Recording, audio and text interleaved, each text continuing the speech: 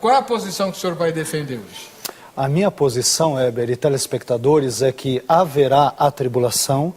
Após esta tribulação, a igreja, antes de tudo, ela participará ou parcialmente ou totalmente desta tribulação.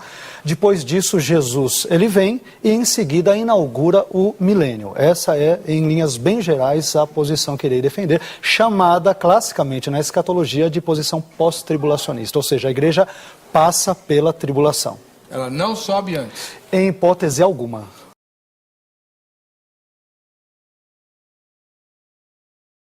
Pastor Carlos, no entendimento do senhor, a igreja, ela passará pela grande tribulação, sendo que a grande tribulação é um período escatológico destinado para o povo judeu? 3 minutos para a resposta, pastor, vai lá. Ok. Pastor Éder e telespectadores, quando nós falamos sobre a questão da tribulação, nós temos que entender o seguinte, no ponto de vista pós-tribulacionista, a tribulação e a ira de Deus são duas coisas distintas. A ira de Deus, ela vem, na verdade, sobre os ímpios, de uma forma geral, e a tribulação, ela vem apenas sobre os crentes. Quando nós analisamos a palavra grega tlipsis, que é a palavra normalmente usada nas Escrituras para tribulação e aflição, em vários contextos, ela é empregada quando se refere a um momento de provação para se referir aos cristãos. Então, quando nós falamos sobre esse contexto, nós entendemos que a igreja passará pela tribulação, porque esse é um tipo de situação que é recorrente durante toda a história da igreja. Aliás, aproveitando a pergunta do pastor Éder, eu diria que a igreja vai passar pela tribulação pelo menos por 4 motivos. Vamos ver se eu terei tempo para passá-los aqui. Primeiro, eu acredito que a igreja passará pela tribulação, porque passar por tribulações sempre foi uma experiência normal dos cristãos do período bíblico. Quando nós vemos, por exemplo, Paulo e Barnabé, eles dizem lá que importa que por muitas tribulações passemos nós cristãos, né, para que cheguemos ao reino dos céus. Quando nós vamos para Romanos capítulo 5, versos 3 e 4, Paulo diz que nós nos gloriamos nas tribulações porque a tribulação produz paciência, a paciência a experiência e a experiência a esperança. Quando vamos para Apocalipse capítulo 1, verso 9, João se identifica com os seus conservos ali de Apocalipse como vosso irmão e companheiro de tribulação. E Paulo, ele diz aos Tessalonicenses que ninguém se comova por essas tribulações, sabendo que para isso fomos ordenados. 1 Tessalonicenses 3:3. Além disso, eu acredito que a igreja passará pela tribulação porque, de acordo com a história universal, este sempre foi, ou esta também sempre foi, a experiência normal da igreja. A igreja, desde o seu surgimento, ela experimentou grandes tribulações com imperadores romanos, com os próprios judeus, com muçulmanos, com vários outros grupos, né? De maneira que, por exemplo, hoje estima-se um cientista em geopolítica, por exemplo, ele diz que estima-se hoje que existam cerca de 100 a 150 milhões de cristãos perseguidos no mundo. E maior tribulação que essa não existe.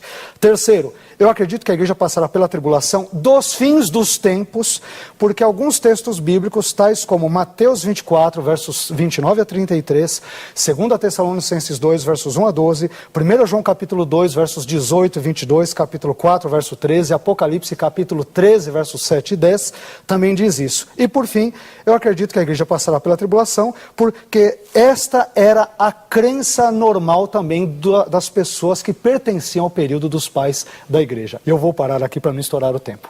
Tá bom. Pastor Vailate, 3 minutos para o seu comentário. Obrigado, pastor Heber. Obrigado, pastor Éder, pela resposta. Bom, primeiramente, é curioso nós vemos a observação do pastor Éder quanto à posição bíblica, que o pré-tribulacionismo é a posição bíblica. Há totais desconfianças com relação a isso, porque esta não foi a posição defendida pela igreja primitiva e nem pelos pais da igreja. Ela não aparece, por exemplo, em textos como Epístola de Barnabé e vários outros textos, em Lactâncio, em Tertuliano.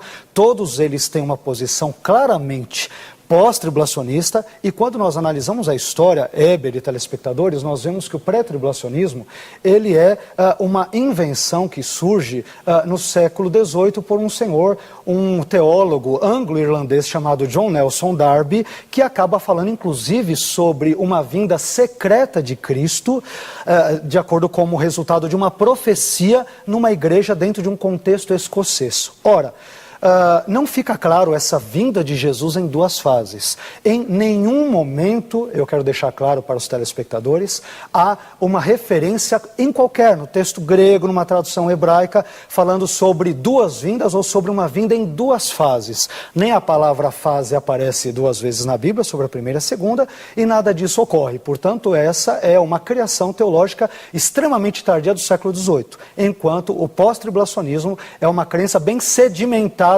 pelo menos nos primeiros 4 séculos da igreja e depois ao longo da Idade Média. Bom, continuando com relação aos textos, de novo, ele comentou sobre uma vinda de Jesus em duas fases. A Bíblia não ensina tal coisa. Em nenhum texto fala-se sobre duas fases. Então, como podemos conciliar 2 Tessalonicenses 2, capítulo 2, versos 1 a 12, com 1 Tessalonicenses 4, versos 13 a 18, ou até o capítulo 5 em diante? Nós podemos conciliar entendendo que 2 Tessalonicenses, capítulo 2, fala sobre a manifestação do anticristo. Depois dessa manifestação do anticristo, a igreja participa disso.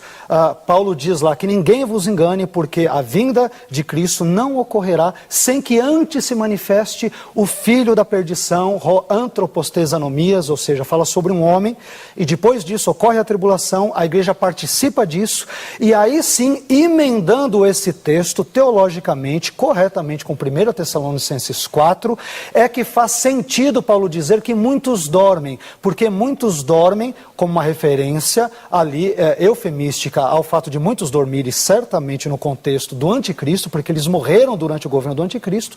Então ele fala depois sobre aqueles que serão arrebatados quando da vinda. Então não há essa conciliação do ponto de vista do pós-tribulacionista, e o pré-tribulacionismo ele é obrigado a recorrer a duas fases de uma vinda de Cristo. Em nenhum momento as Escrituras ensinam uma vinda de Jesus em duas fases. Essa é uma criação posterior da igreja no século XVIII.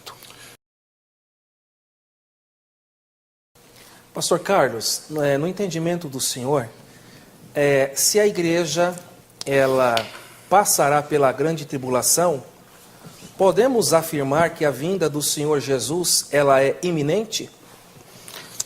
3 minutos para a sua resposta. Essa é forte. Muito obrigado. A vinda de Jesus, ela não é iminente em hipótese alguma. Com iminente, eu quero dizer algo que pode ocorrer a qualquer momento. Normalmente, quando o pré-tribulacionista usa essa expressão, ele diz que Jesus pode voltar daqui a 5 minutos ou daqui a 1 hora. Eu não sei se essa é a visão do pastor Éder. Na visão bíblica, tomando empréstimo próprio a colocação dele, é impossível que Jesus venha a qualquer momento. E por que é impossível?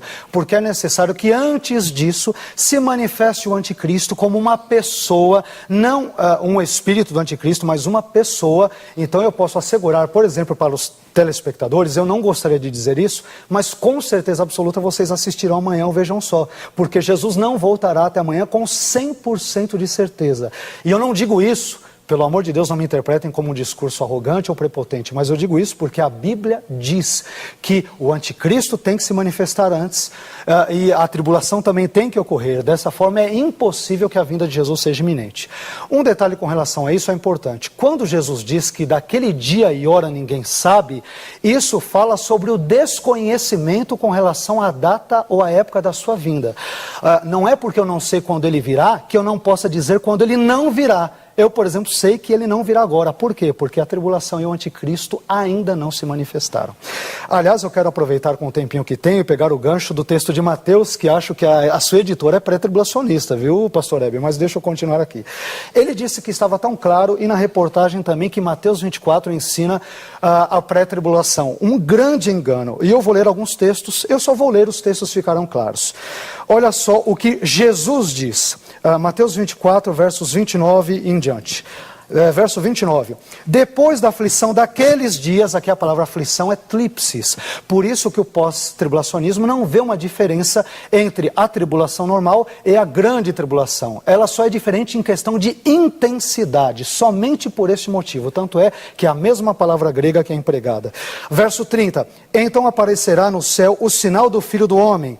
Continuando, e ele enviará os seus anjos com grande clamor de trombeta, os quais ajuntarão os seus escolhidos desde os quatro ventos de uma outra extremidade dos céus. Isso quer dizer que os escolhidos estarão aqui participando da tribulação. E não são judeus, é uma referência à igreja.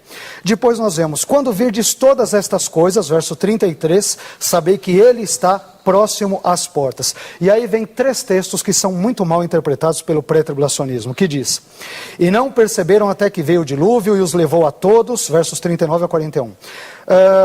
Assim será também a vinda do Filho do Homem. Então, estando dois no campo, será levado um e deixado o outro.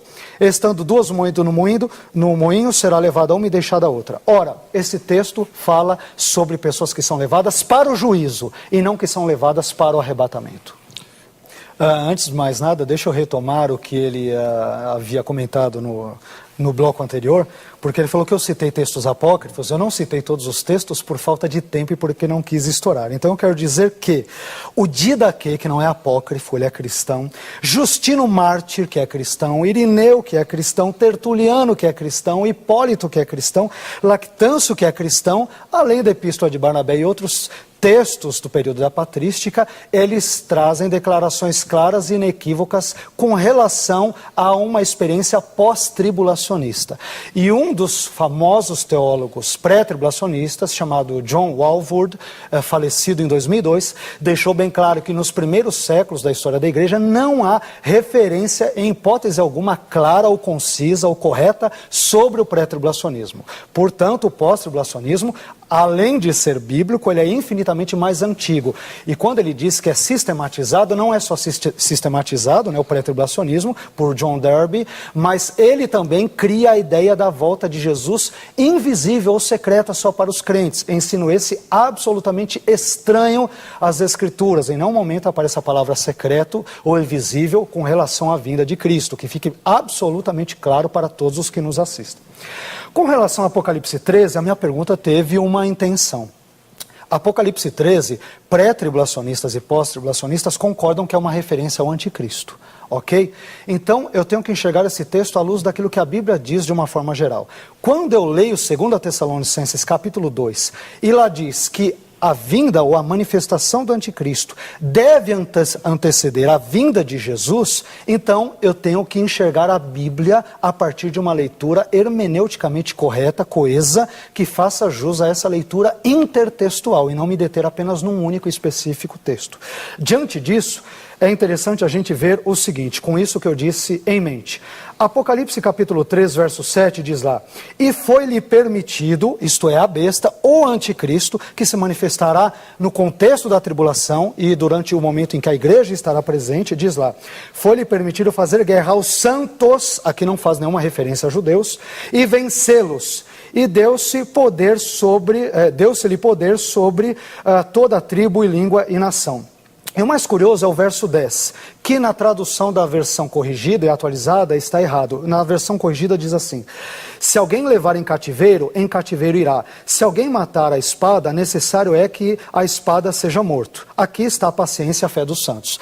A tradução mais correta, de acordo com o códice alexandrino, é: se alguém tiver que ser preso, será preso, no contexto da manifestação do anticristo e, portanto, da grande tribulação.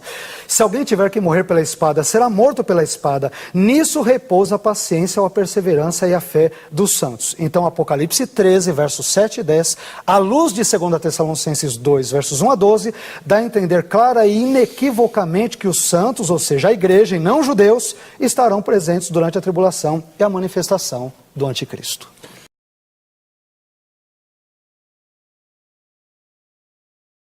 O Apocalipse dizendo que Jesus vem e todo olho o verá. E o texto de 1 Coríntios 15, 52, quando a Bíblia diz que a vinda dele se dará no momento, num abrir e fechar de olhos. Com relação a Apocalipse, capítulo 1, verso 7, 1 Coríntios, capítulo 15, para o pós-tribulacionismo é muito fácil entender isso. Primeiro que quando o texto diz que ele vem com as nuvens, em todo o olho verá, até mesmo aqueles que os traspassaram, como uma referência à crucificação, isso se encaixa perfeitamente dentro da visão pós-tribulacionista, que vê uma única vinda de Jesus.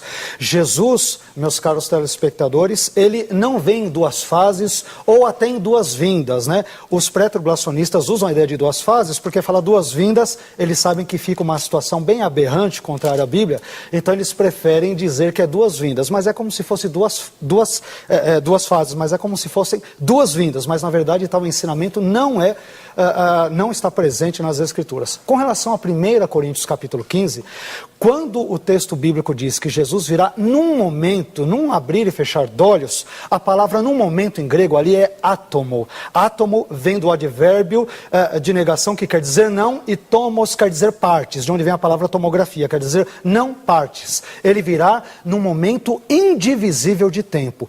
A pergunta dele faz sentido na visão pré-tribulacionista, porque ele está querendo ensinar a iminência por meio desse texto. E, de novo, a Bíblia não ensina a iminência. E quando eu disse para os irmãos antes que Jesus com certeza absoluta não virá hoje nem amanhã, e certamente também não nesta semana, eu não estou dizendo isso porque eu não creio nele e na vinda dele, é porque eu creio na palavra dele, e porque ele diz na palavra dele, em 2 Tessalonicenses 2, que o anticristo se manifestará primeiro, que a tribulação ocorrerá, que a igreja passará pela tribulação, e só depois ele então virá. É por isso, meus irmãos, e com todo o respeito do mundo, a visão pré-tribulacionista, que eu não posso, em hipótese alguma, dizer que ele pode vir a qualquer momento. Então, a expressão num abrir e fechar de olhos, ou num momento, que é a palavra grega átomo, aqui no texto de 1 Coríntios 15, não fala sobre a iminência, fala sobre o fato de Jesus voltar num momento em que nós não esperemos. Só que esse momento em que nós não esperamos não é qualquer momento, é um momento que será após a manifestação do anticristo e da grande tribulação. Depois desse momento, poderá ser um mês depois, um ano depois, uma semana depois, não sabemos quando, mas será depois do anticristo e da tribulação. Bom, eu quero deixar aqui bem claro, ainda eu gostei porque o pastor Éder falou que, embora esse texto se refira à igreja de Filadélfia, ele disse acertadamente que se aplica a todas as igrejas de todas as épocas, mesmo porque no verso 13 diz: quem tem ouvidos, ouça o que o Espírito diz às igrejas. Ok. E aí eu quero, de novo, também ler o texto, só que eu quero fazer uma pequena observação no texto original, e é daí que vem a minha pergunta com relação ao Apocalipse 3:10. O texto diz o seguinte: como guardaste a palavra da minha paciência ou perseverança, a palavra grega peirasmos, também eu te guardarei, o verbo grego tereu, da hora da tentação ou provação que há de vir sobre todo o mundo para tentar ou provar os que habitam na terra. Bom, o pastor Éder, ele disse que Deus vai guardar da tribulação ou da aprovação e não na tribulação.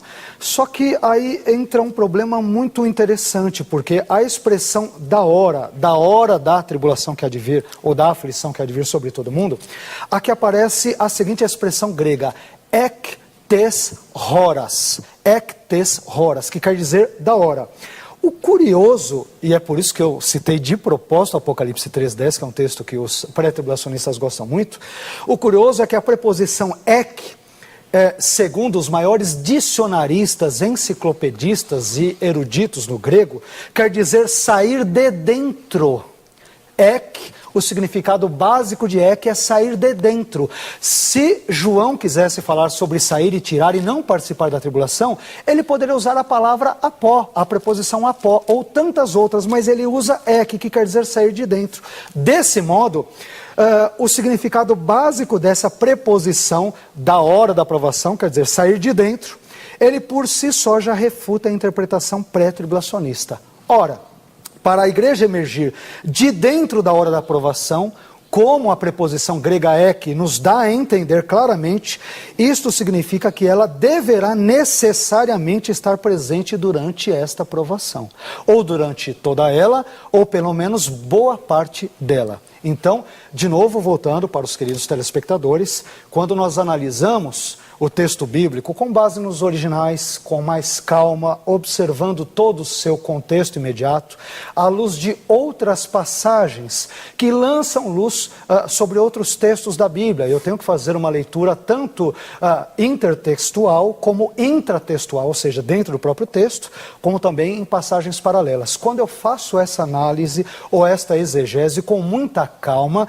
eu percebo que há um grave equívoco por parte da exegese pré-tribulacionista, que deixou de considerar um erro tão básico em grego, porque é que quer dizer sair de dentro. Se a igreja está dentro, é porque ela vai passar ou experimentará toda, ou pelo menos boa parte da tribulação.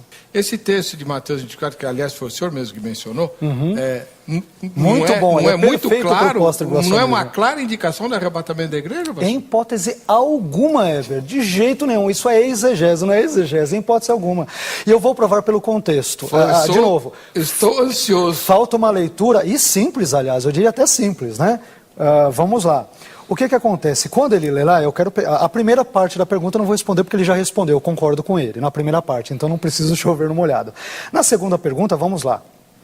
Então, estando dois no campo, Mateus 24, 40, será levado um e deixado o outro. Estando duas mulheres, né, moendo no moinho, será levada uma e deixada a outra.